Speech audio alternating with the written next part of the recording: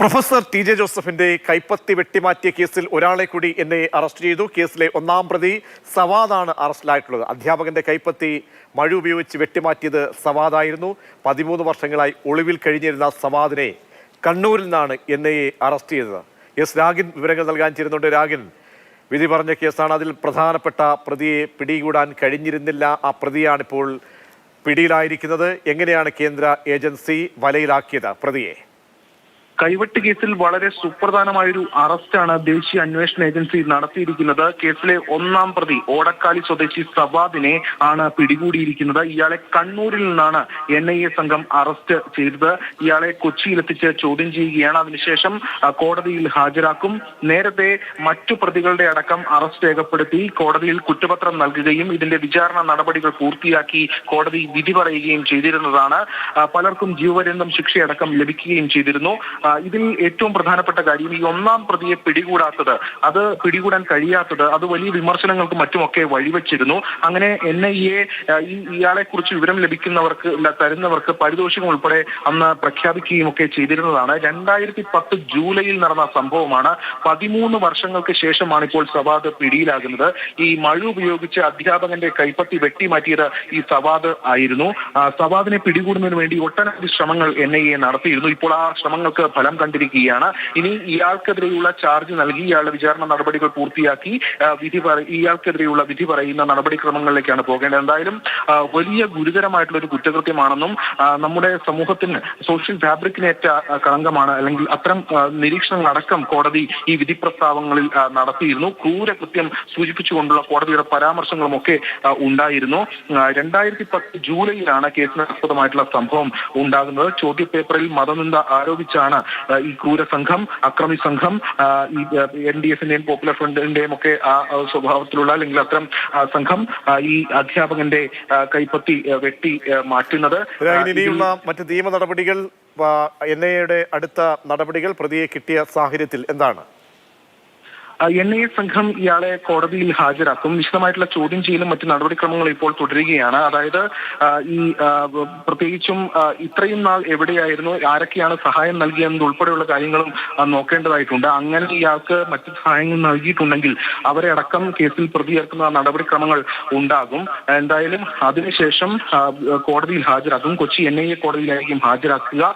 തുടർന്ന് ഇയാളുടെ മറ്റ് നടപടിക്രമങ്ങളൊക്കെ പൂർത്തിയാക്കി ഇയാൾക്കെതിരെയുള്ള ചാർജ് നൽകേണ്ടതായിട്ടുണ്ട്. അതിനുശേഷം ഇയാളുടെ വിചാരണ നടപടി കൂടി പൂർത്തിയാക്കണം. അതിനുശേഷം ഇയാൾക്കെതിരെയും വിധി പറയും. രാഗിൻ, ഇത്രയും നാൾ 13 വർഷം അദ്ദേഹം ഈ പ്രതി ഇങ്ങനെ കാണാമറയത്ത് നിൽക്കുക എന്ന് പറയുന്നത് തന്നെ കേന്ദ്ര ഏജൻസിയെ സംബന്ധിച്ചിടത്തോളം, NIA സംബന്ധിച്ചിടത്തോളം വലിയൊരു തിരിച്ചടിയായിരുന്നു. ഈ 13 വർഷത്തെ അദ്ദേഹത്തിന്റെ സഞ്ചാരം മറ്റ് ആരെങ്കിലും നേരത്തെ രാഗിൻ പറഞ്ഞതുപോലെ സഹായങ്ങൾ നൽകിയിട്ടുണ്ടോ? കാരണം പ്രധാനപ്പെട്ട ഒരു തീവ്രവാദ സ്വഭാവമുള്ള ഒരു കേസാണിത്. ആ നിലയ്ക്ക് ഇനി ഒരുപാട് കാര്യങ്ങൾ തിരയേണ്ടി വരുമോ NIAക്ക്? തീവ്രവാദ സ്വഭാവത്തിലുള്ള ഒരു കേസാണ്. മാത്രമല്ല ഇതൊരു ടെററിസ്റ്റ് ആക്ട് ആണ് എന്നതടക്കം NIA വ്യക്തമാക്കുകയും ചെയ്തിരുന്നു. അതുകൊണ്ട് തന്നെ ഇത്രയും വർഷം 2010 ജൂലൈയിൽ സംഭവം ഉണ്ടാകുന്നു. ആദ്യം സംസ്ഥാന പോലീസ് അന്വേഷിക്കുന്നു. അതിനുശേഷമാണ് ഈ NIAയിലേക്ക് കേസ് വരുന്നത്.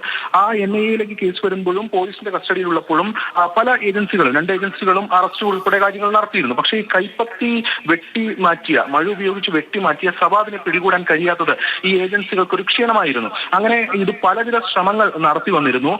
ഈ കേസിൽ ഒന്നാം പ്രതി പിടിയിലാകാത്തത് എന്നും അല്ലെങ്കിൽ ഈ പ്രതി പട്ടികൾ ഉൾപ്പെട്ട സംഘത്തിന് അല്ലെങ്കിൽ പ്രതിഭാഗത്തിന് അതൊരു കോടതിയിലടക്കം ഒരു നേട്ടമാകുന്ന സ്ഥിതിയും അടക്കം ഉണ്ടാകുന്നു. അങ്ങനെ ഒരു പശ്ചാത്തലത്തിൽ ആണ് NIA ഇതിൽ പാരിതോഷികം ഉൾപ്പെടെ പ്രഖ്യാപിച്ചു. വിവരം നൽകുന്നവരെ കുറിച്ച് നൽകുന്നവർക്ക് പാരിതോഷികം നൽകും എന്നതടക്കമുള്ള കാര്യങ്ങൾ പ്രഖ്യാപിച്ചു.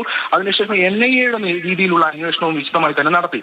ഏറ്റവും ഒടുവിലാണ് ഇപ്പോൾ 13 വർഷങ്ങൾക്ക് ശേഷം പിടിയിലായിരിക്കുന്നത്.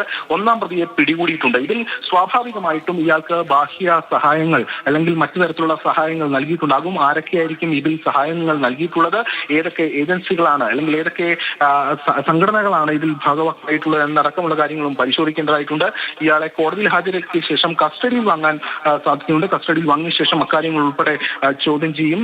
അതിനുശേഷമായിരിക്കും NIA സംഘം ഇതിൽ ഒരു കൂടുതൽ പേരെ ഉൾപ്പെടുത്തുന്നോ അല്ലെങ്കിൽ അത്തരം കാര്യങ്ങളിൽ അറിയാൻ കഴിയും. ഇപ്പോൾ എന്തായാലും സവാദിനെ പിടികൂടിയിരിക്കുന്നു. അത് ഈ കേസിൽ വളരെ സുപ്രധാനമായ നീക്കമാണ് NIA സംഘം നടത്തിയിരിക്കുന്നത്. രാഗിനി, ഈ കേസ് നമുക്കറിയാം 2 ഘട്ടങ്ങളിലായിട്ടാണ് വിധി അത് ഉണ്ടായതും.